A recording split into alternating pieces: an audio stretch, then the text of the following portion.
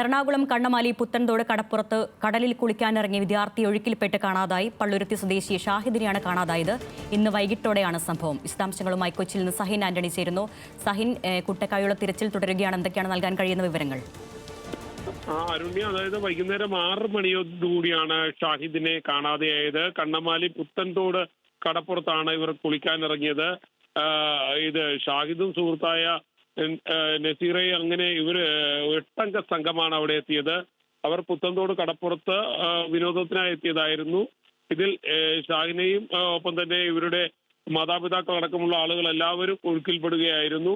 ഇവരെ രക്ഷിക്കാൻ കഴിഞ്ഞെങ്കിലും ഷാഹിദിനെ മാത്രം രക്ഷിക്കാൻ കഴിഞ്ഞില്ല എന്നുള്ളതാണ്. ഷാഹിദിന് വേണ്ടിയുള്ള തിരച്ചിൽ ഇപ്പോഴും തുടർന്നുകൊണ്ടിരിക്കുകയാണ്.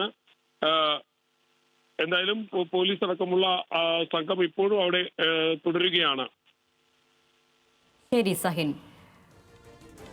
എറണാകുളം കണ്ണമാലി പുത്തൻതോട് കടപ്പുറത്താണ് കടലിൽ കുളിക്കാനിറങ്ങിയ വിദ്യാർത്ഥി ഒഴുക്കിൽപ്പെട്ട് കാണാതായത്. കുട്ടിക്കായുള്ള തിരച്ചിൽ തുടരുകയാണ്. വിവരങ്ങൾ നൽകുകയായിരുന്നു കൊച്ചിയിൽ നിന്നും സഹിൻ ആന്റണി.